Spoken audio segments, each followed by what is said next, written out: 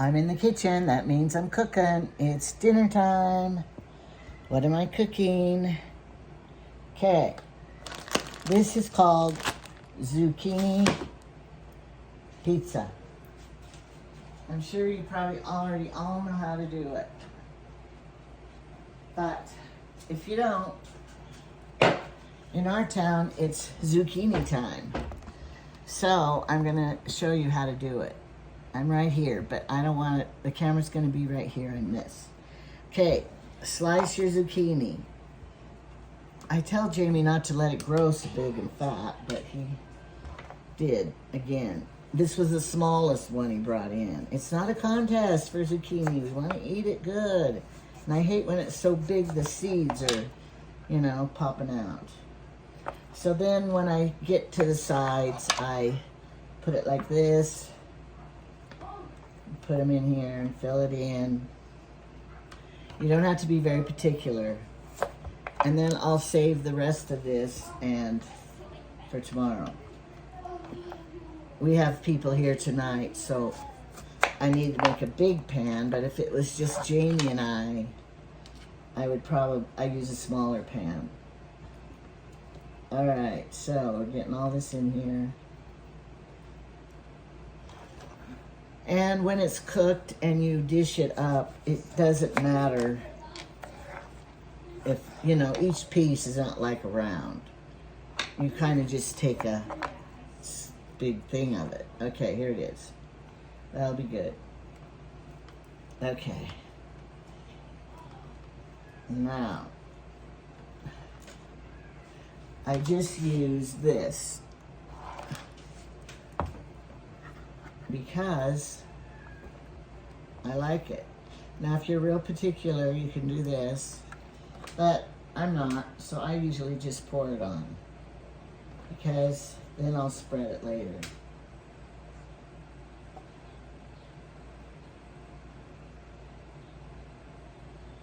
All right, easy. Just goosh it all over.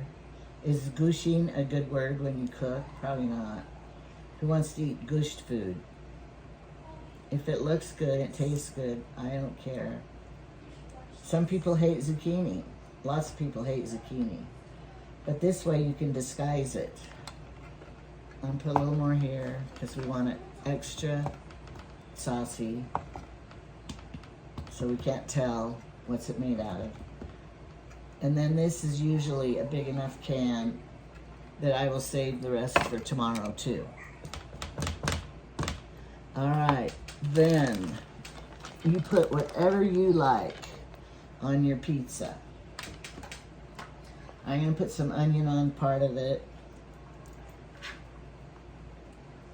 Kids probably don't like onion. But I had it in the fridge, so I want to use it up. We had the worst rainstorm today. And in the weather, it didn't even say it was going to rain. And I had a half a tomato, so I'm cutting it up and putting it on. Because, you know, it won't last forever in the fridge.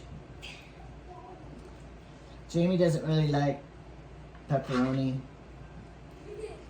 But I don't have anything else. Like chicken. He likes Canadian bacon. He's not getting that. Do you put the meat first or I think you're supposed to put the cheese first before that. I never worked in a pizza parlor. Thank heavens. I never had to, I guess. They probably could have hired me if I went to apply. All right. I have home grated cheese. You can use the mozzarella or whatever, but this is all I have. It's gonna be good.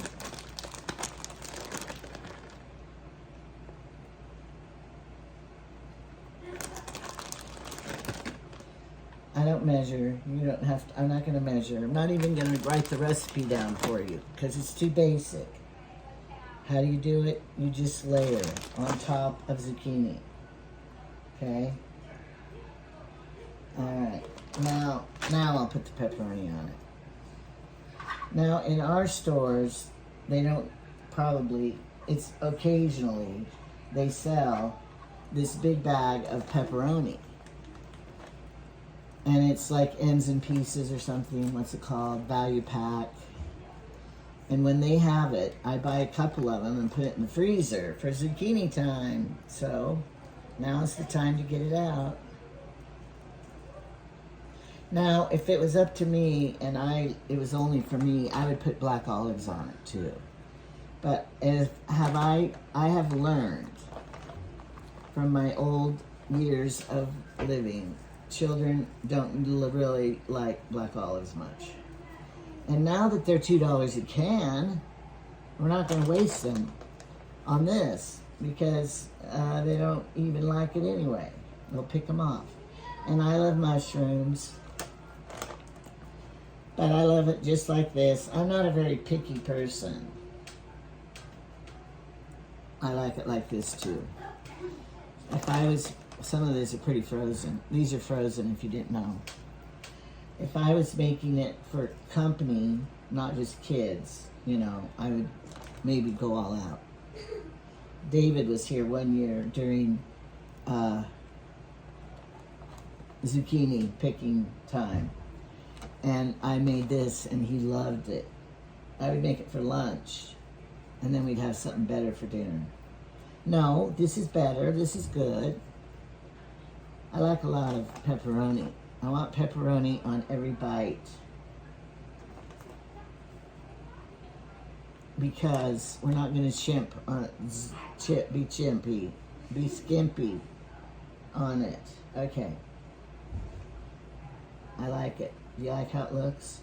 Now, when you're done figuring it all, use some Italian seasoning and you sprinkle it on.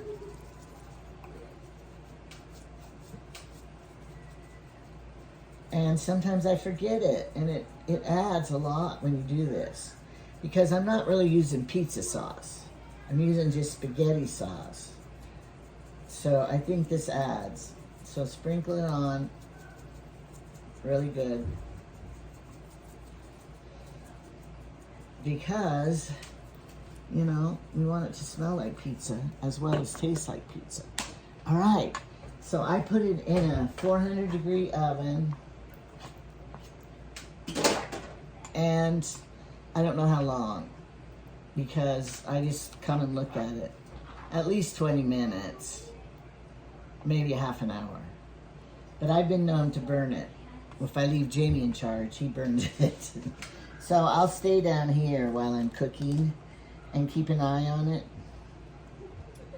And I'll time it this time and then I'll write on here how long. Okay. Here it is, before.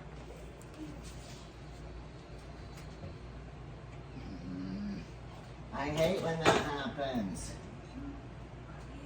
Somebody has left the oven weird with the wrap clear to the top.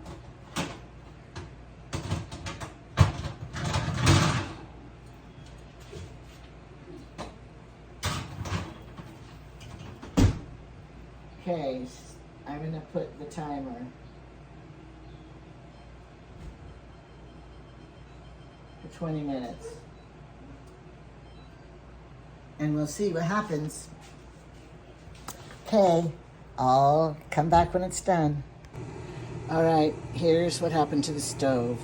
When we were canning the juice, Jamie took a jar out of the canner and he hit the side of the jar right here and it chipped it.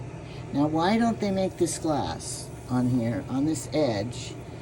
Why don't they make it somehow safety here so you can't chip it? Anyway, so it cracked all this way and all this way and all the way to the back, just like a window. Oh shoot. So I hated this stove anyway because look, it's on. I'm baking. They say if we cook on the top we could get electrocuted. So my stomach touched the front of it, and so it hit the buttons. and I hate it. So I guess my dream come true. We only had it since November. Don't touch that. Don't touch that. You can't wash anything in the front here, or it will set it off again. Hate it. So anyway, there's no warranty for that. A warranty is only if it stopped working. And this is human error. What do they call it? Customer's fault. So, and then when he cooked the next night and it reached hot temperature, that is when it cracked the rest of the way. It wasn't the weight of the pans, it was the chip on the side, just like a windshield. It's a little chip and then it's gonna crack the whole thing. So no more comments about you can't can on top of it. Well, we're still alive. While I was baking in the oven, I did the research. I knew you weren't supposed to cook on the stovetop with the broken stove, cracked top. But I thought, oh, it'll be okay in the oven. So I did it. It worked. Here it is, done. But it says don't cook in the oven either if the top is broke, because the heat will come out the crack. Oh my. I don't feel any heat coming out the crack of the top of the stove. So anyway, this is done, and it did take 20 minutes, and I can't wait to eat it. I will show you what it looks like, dishing it up.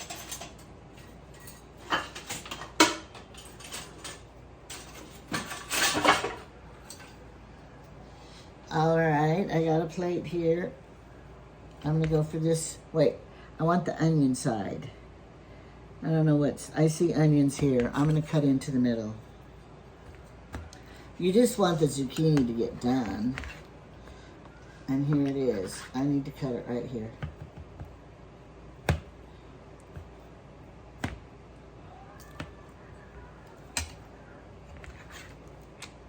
Okay. Whoops, here it is. It's pretty juicy. There it is. I love it. Put some Parmesan cheese on top. And I'm gonna love it.